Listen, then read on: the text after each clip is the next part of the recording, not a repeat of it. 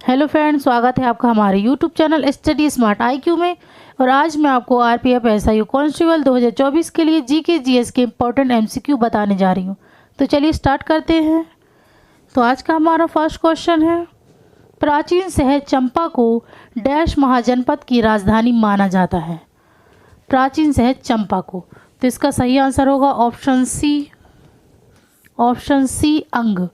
प्राचीन शहर चंपा को अंग महाजनपद की राजधानी माना जाता है। चंपा को चंपावती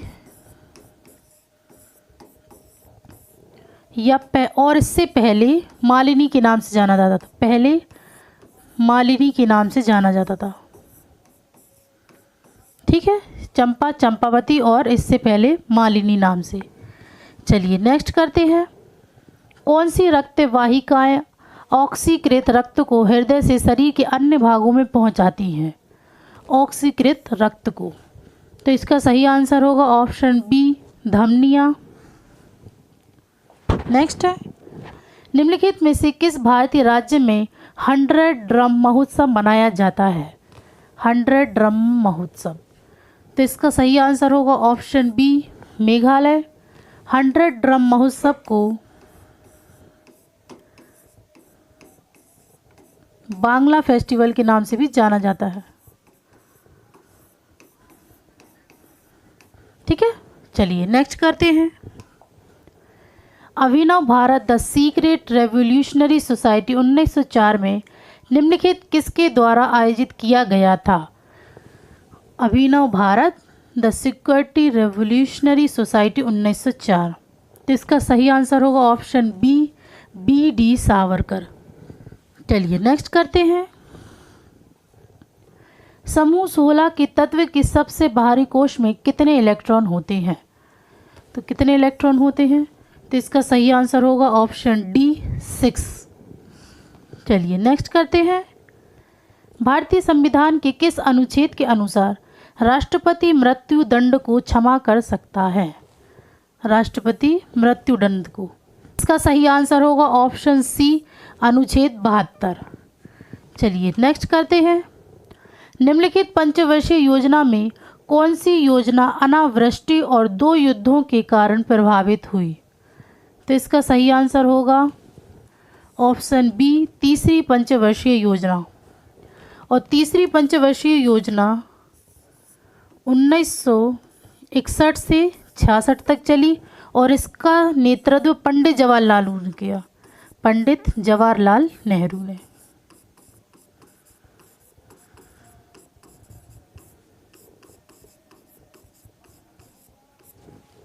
और प्रथम पंचवर्षीय योजना 1951 से 1956 तक चली। फिर पांचवी पंचवर्षीय योजना, तो ये 1974 से 78 तक। और छठी पंचवर्षीय योजना यह 1980 से 85 तक चली। ठीक है, चलिए नेक्स्ट करते हैं। भारत के राष्ट्रपति के पद के लिए चुनाव कौन आयोजित करता है?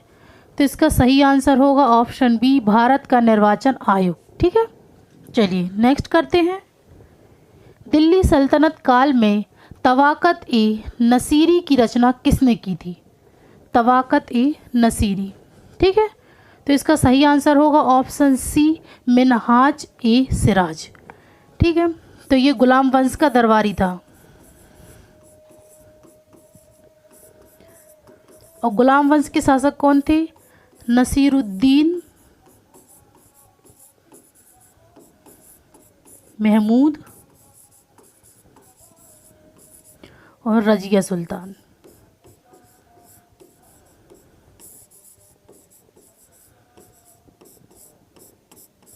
ठीक है, ये गुलाम वंश का दरबारी था और गुलाम वंश के शासक नसीरुद्दीन महमूद और रजिया सुल्तान थी। ठीक है, चलिए नेक्स्ट करते हैं। निम्नलिखित में से किस पादप जगत के पौधों को शैवाल के रूप में जाना जाता है? पौधों को शैवाल के रूप में, तो इसका सही आंसर होगा ऑप्शन डी थैलोफाइटा। नेक्स्ट है, निम्नलिखित में से किस समिति के अध्यक्ष ने भारत के संविधान में मूल कर्तव्यों के एक नए हिस्से को शामिल करने की सिफारिश की थी? नए हिस्से को, मूल कर्तव्यों के नए हिस्से को। ठीक है, तो इसका सही आंसर होगा ऑप्शन बी स्वर्ण सिंह। चलिए नेक्स्ट करते हैं। भमा कलप्पम शास्त्रीय नृत्य नाटिका किस भारतीय शास्त्रीय नृत्य शैली से संबंधित है? किससे? शास्त्रीय नृत्य शैली से।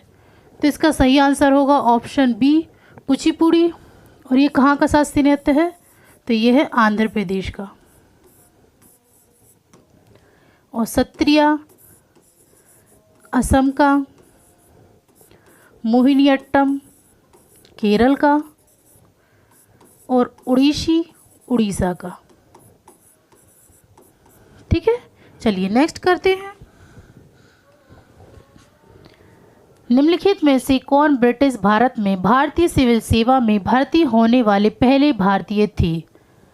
भारतीय सिविल सेवा में, तो इसका सही आंसर है ऑप्शन ए सत्येंद्र नाथ टैगोर। इन्हें 1863 में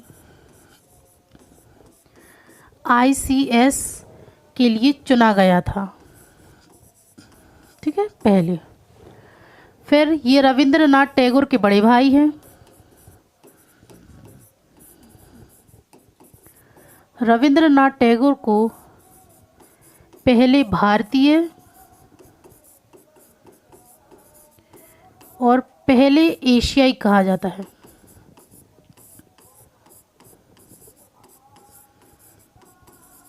और इन्हें नोबेल पुरस्कार प्राप्त हुआ था।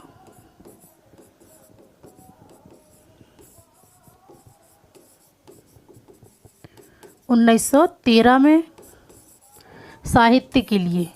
साहित्य में किस पुस्तक के लिए? गीतांजलि। गीतांजलि पुस्तक के लिए। और इन्होंने राष्ट्रगान भी लिखा था। किसने? रविंद्रनाथ टैगोर ने। ठीक है, चलिए नेक्स्ट करते हैं।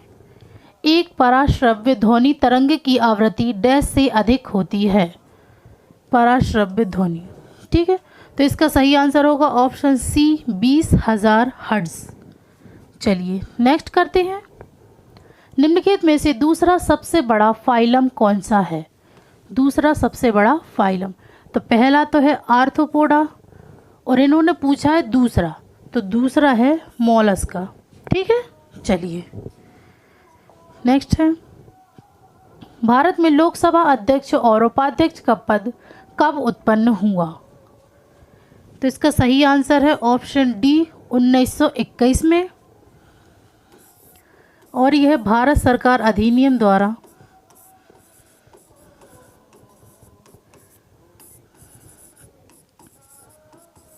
भारत सरकार अधिनियम 1919 में हुआ। ठीक है, जिसे मॉन्टेग्यू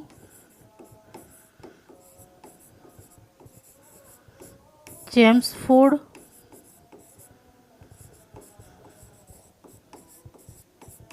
सुधार के रूप में जाना जाता है। ठीक है, चलिए नेक्स्ट करते हैं। फीफा ने पहली बार विश्व फुटबॉल चैंपियनशिप का आयोजन कहाँ किया? विश्व फुटबॉल चैंपियनशिप किसने? फीफा ने, पहली बार। तो इसका सही आंसर है ऑप्शन सी मोंटेवीडियो। तो ये कब हुआ था? 1930 में। और इसमें जीत हुई थी उरुग्वे की। ठीक है, और ये लास्ट कब हुआ था फीफा? तो ये लास्ट हुआ था 2022 में कतर में। और अब नेक्स्ट कब है? तो नेक्स्ट है 2026 में। कहाँ पर है? Canada, Mexico and USA। ठीक है, चलिए नेक्स्ट करते हैं। निम्न में से किस अभिक्रिया के माध्यम से नाइट्राइल्स और एस्टर से एल्डिहाइड का निर्माण किया जाता है? तो इसका सही आंसर होगा ऑप्शन डी स्टीफन अभिक्रिया।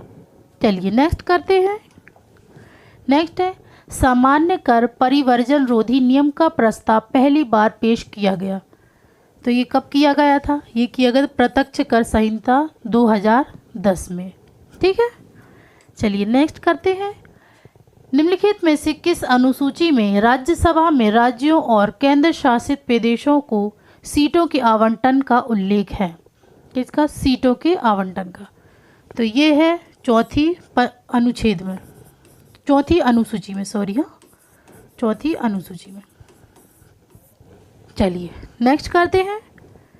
सर्वोच्च न्यायालय किस अनुच्छेद के तहत रिट जारी कर सकता है? रिट जारी कर सकता है कौन? सर्वोच्च न्यायालय। तो ये कर सकता है अनुच्छेद 32 के तहत, और अनुच्छेद 26 के तहत हाई कोर्ट रिट जारी कर सकता है। कौन कर सकता है? High court. ठीक है, चलिए नेक्स्ट करते हैं। नेक्स्ट है मोनाजाइट मृदा में कौन सा खनिज प्रचुर मात्रा में पाया जाता है? तो मोनाजाइट मृदा में कौन सा खनिज पाया जाता है? तो इसका सही आंसर है ऑप्शन सी, थोरियम। चलिए नेक्स्ट है भारतीय रिजर्व बैंक की स्थापना कब हुई? किसकी? भारतीय रिजर्व बैंक की। तो इसका आंसर है 1935 में। कहाँ पे? कोलकाता में। ठीक है, ये 1935 में हुई थी कोलकाता में, और जिसे 1937 में स्थगित रूप से बम्बई में स्थानांतरित किया, मुंबई में। ठीक है, मुंबई में स्थानांतरित किया। और राष्ट्रीयकरण इसका कब हुआ था? तो इसका राष्ट्रीयकरण हुआ था 1949 में। ठीक है, चलिए नेक्स्ट करते हैं। जूडो का खेल में डैन का क्या अर्थ है? डैन का क्या अर्थ है? तो इसका सही आंसर है ऑप्शन ए, श्रेणी, ब्लैक बेल्ट। चलिए नेक्स्ट एंड लास्ट।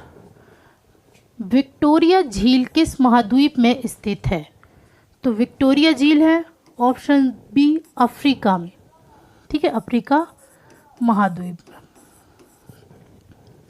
और यह युगांडा, केन्या और तंजानिया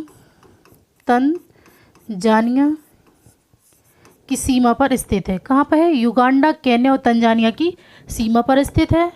और विक्टोरिया झील को विश्व की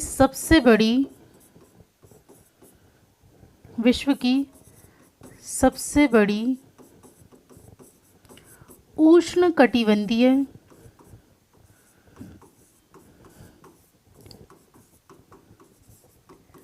झील के रूप में जाना जाता है।